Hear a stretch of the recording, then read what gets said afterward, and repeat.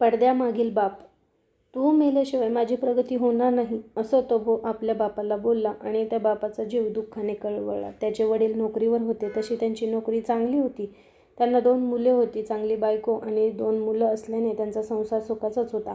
त्यांची मुलं लहान असताना ते त्यांना बोट धरून बाहेर फिरायला घेऊन जात असत. त्यांना जे काही हवं नाही असेल ते त्यांना आणून देत होते.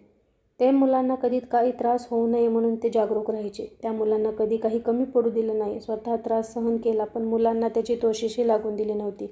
कधी कोणाची 4 कामेही करून द्यायचे. कधी कोणाची गरज असेल तर दुसऱ्यासमोर ते हाती पसरायचे. त्यांचा स्वभाव तसा मिश्किल होता. सतत चेहऱ्यावर हास्य असायचे. त्यांची मुलं मोठी झाली. काय काय त्रास भोगून त्यांनी दोन्ही मुलांना योग्य ते शिक्षण दिलं. मोठा मुलगा नोकरीला लागला तसे ते खुश झाले. गावी जाऊन योग्य अशी मुलगी शोधून त्याचे लग्न करून दिले. त्या मुलाचा संसार सुखाचा झालेला पाहून त्यांच्यातला पिता सुखावला. मोठ्याला नोकरी मिळाली आणि त्याचा संसार सुखातच चालला आहे. पण लहान मुलाला अजून नोकरी नाही असं ते बोलायचे आणि आपल्या हसऱ्या चेहऱ्याआड लपलेले मनातील दुःख ते व्यक्त करायचे. त्यांनी कुठे कुठे जाऊन हात जोडले, विनवण्या केल्या आणि त्यांच्या दुसऱ्या मुलाला एका ठिकाणी नोकरीला लावले. पण तो मुलगा विचित्र होता. त्या नोकरीच्या ठिकाणी त्यांनी जमवून घेतले नाही. जेथे बापाने लाचारी पत्करून त्याला नोकरी लावले होते तेथे त्याने आपल्या खोट्या अहंकाराने नोकरीवर लाथ मारली आणि घरी निघून आला. त्याच्या बापाचा जीव कासावीस झाला. कसाही असला तरी तो त्यांचा मुलगा होता आणि प्रत्येक पिताचा जीव आपल्या मुलांमध्ये अडकून राहतो. मुलाचे सुखी व्हावे म्हणून तळमळत असतो. काही बाप मुलगी नको म्हणत असतात, पण मुलगी ही बाप कसाही वागला तरी त्याला जीव लावते, त्यांची काळजी करत राहते. पण मुलाला आपल्या बापाची व्यथाच कळत नाही.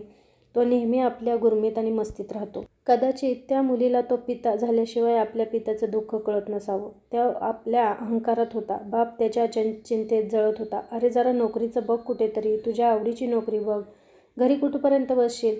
त्याचा पिता त्याला समजावून सांगायचा, पण तो चिडून ओरडायचा, तुम्ही कशाला चिंता करता, मी करेन माझं काहीतरी, मला आता कळतंय माझं सर्व, असं बोलून तो बापाला गप्प करायचा. पण तो त्याचा बाप होता. कुठेतरी हातापाया पडून लाचारी पत्करून त्याला एका ठिकाणी दुकान उघडून दिलं.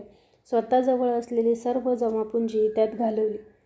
काही दिवस बरे गेले पण नंतर त्या मुलाने दुकानाकडेही दुर्लक्ष केलं. मुलाचे असे वर्तन पाहून बापाने हाय खाल्ली.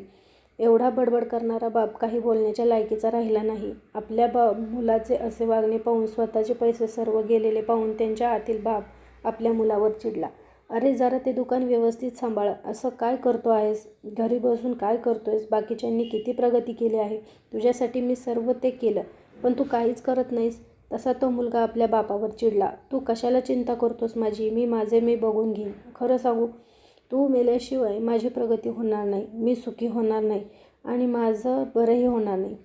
आपल्या मुलाच्या तोंडून असे शब्द ऐकून त्याच्या बापाला खूप वाईट वाटलं. ती वेदना त्याला असह्य झाली. त्या बापाने हाय खाल्ली. तो बाप ढसाढसा रडला, पण मुलावर त्याचा काहीही परिणाम झाला नाही. एक दिवस त्याचा बाप गावी गेला आणि मुलाच्या चिंतेत त्याला हृदयविकाराचा झटका आला आणि तो तिथेच कोसळला. पुन्हा कधीच उठला नाही. कदाचित आपण मेल्यावर जर आपल्या मुलाची प्रगती होणार असेल तर तो सुखी होणार असेल तर मी मेलेलंच बरं, या विचाराने तर त्यांच्या वडिलांनी मृत्यू जवळ केला नसेल का, असं मला राहून राहून वाटतं. त्या आकाशाच्या पडद्याआड असलेल्या त्याच्या बापाला आपल्या दुःखी मुलाकडे पाहून अधिकच वेदना होत असाव्यात. त्या मुलाला आताही रस्त्यावर मावल्यासारखं फिरताना पाहिलं की त्यांचा तो तळमळणारा बाप आठवतो.